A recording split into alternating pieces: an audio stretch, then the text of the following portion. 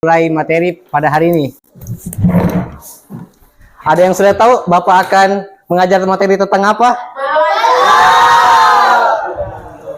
Baik. Baik, materi yang akan Bapak sampaikan ialah materi tentang Kerajaan Sriwijaya. Tunggu. Bapak. Jangan tulis dulu. Pak ditulis. Jangan ditulis dulu. Bapak Sriwijaya. Bapak kan manusia, jadi wajar salah. Baik, ketika Bapak menuliskan kata Sriwijaya di atas sini kan, otomatis di kepala kalian tuh akan membuat pertanyaan seperti apa itu Sriwijaya? Iya. Kerajaan apa seperti Sriwijaya itu? Nah, Sriwijaya ini kan dari kata Sriwijaya ya udah. Ada yang ditanyakan? Pak, apa Sriwijaya? Abdul. Pada tahun berapa didirikan Kerajaan Sriwijaya? Nah, pada tahun 7 Masehi. Kerajaan Sriwijaya didirikan pada tahun 7 tahun atau abad 7 Masehi.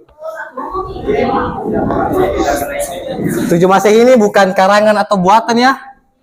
Ini sudah ada salah satu buktinya, yaitu prasasti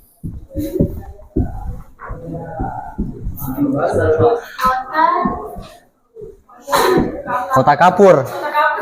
Nah, itu prasasti atau peninggalan, bukan kota asli ya. Untuk letak Sriwijaya tidak pasti, sebab menurut Gekoedes dia mengatakan bahwa pusat dari Sriwijaya itu di Palembang, sedangkan ada yang lain lagi yang mengatakan pusatnya di tempat lain. Lanjut, ada yang mau bertanya lagi? Nah, Asad. Nah, Sriwijaya itu berasal dari bahasa Sanskerta Sri yang artinya cahaya.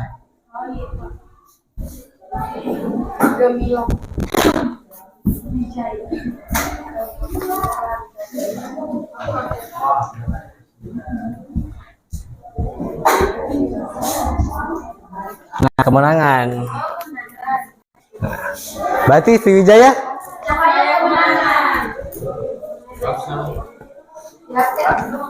Jelaskan dulu Pak sebelum mulai. Oke. Iya Pak, bagaimana berdirinya dan kapan? Silakan. Bapak duduk kan berdiri nih? Duduk Pak. Oke. Nah, Bapak jelaskan dulu ya, jangan ada yang bicara ya. Iya Pak. Kalau ada yang bicara nanti Bapak suruh ulang. Oke Pak. Nah, Kerajaan Sriwijaya ini merupakan simbol kerajaan maritim di Indonesia yang berjaya pada 8 Masehi dan 9 Masehi. Kerajaan ini mampu menguasai wilayah perairan Nusantara, bahkan hingga keluar wilayah Nusantara. Perlu diketahui, Kerajaan Sriwijaya ini memiliki hubungan erat dengan Jawa. Sebab silsilah-silsilah rajanya itu banyak berasal dari Jawa. Kebesaran Sriwijaya dianggap mampu mengimbangi kerajaan Majapahit yang berada di sebelah timur. Nah, nama Sriwijaya ini berasal dari bahasa Sanskerta, yaitu Sri yang berarti cahaya dan Wijaya yang berarti kemenangan. Artinya Sriwijaya dapat diartikan sebagai kemenangan yang gemilang. Berdasarkan isi dari prasasti Kota Kapur, Kerajaan Sriwijaya diperkirakan berdiri pada abad 7 Masehi yang didirikan oleh salah satu raja, yaitu Dapuntahyang Sri Jayanasa. Mau ditulis kan nih? Boleh sangat kalau mau ditulis.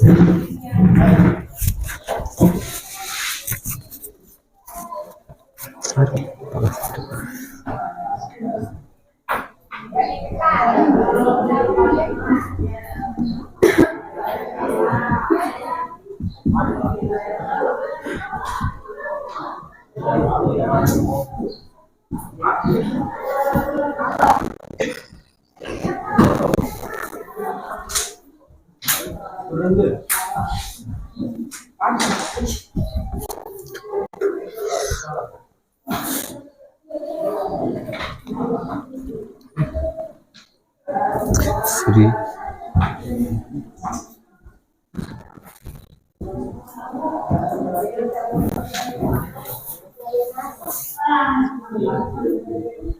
Jelaskan tulisannya Bapak. Dapunta yang Sriwijaya Nasa. Jelas, Pak. Nah, Dapuntang Hyang Sriwijaya Nasa ini merupakan salah satu pendiri Kerajaan Sriwijaya. Kerajaan Sriwijaya ini termasuk sebagian kerajaan yang sulit dipecahkan dikarenakan sumber yang tidak tersedia atau sumber yang tersedia itu tidak menjelaskan.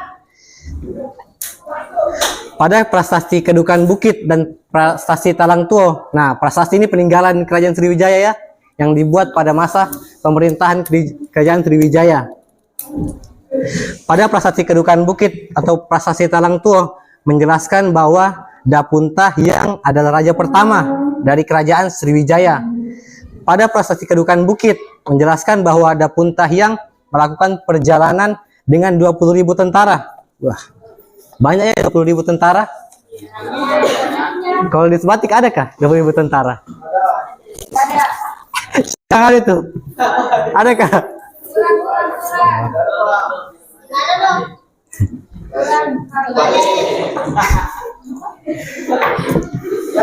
Nah, pada perjalanan tersebut, Dapunta Hyang mampu menaklukkan daerah-daerah strategis untuk perdagangan Sriwijaya.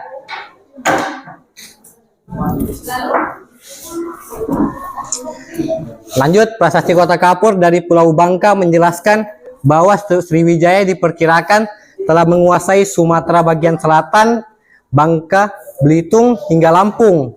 Bahkan diperkirakan Sriwijaya Nasa juga melakukan percobaan ekspedisi militer ke Jawa yang dianggap tidak berbakti kepada Sriwijaya.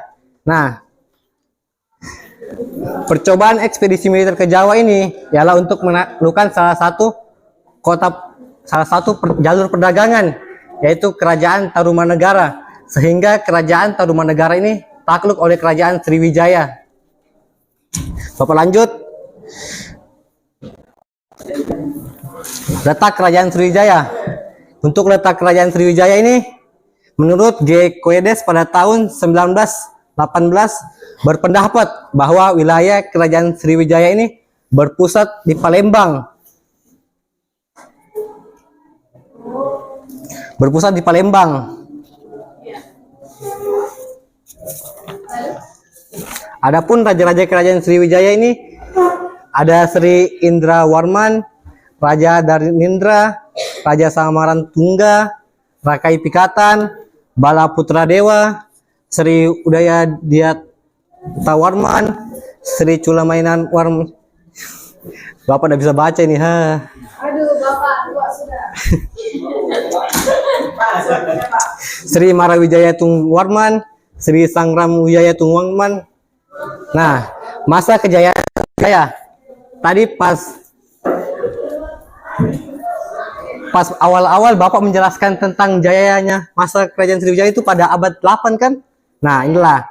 Pada abad 8 itu yang memerintah Raja Bala Putra Dewa. Pada dasarnya Kerajaan Sriwijaya ini mengalami masa gemilang hingga masa pemerintahan Sri Marawijaya atau raja sebelum terakhir lah dia. Hal ini didasarkan pada Kerajaan Sriwijaya yang disibukkan dengan perang melawan Jawa pada tahun 922 Masehi sampai 1600 dan dilanjutkan melawan Kerajaan Kola yang berada di India.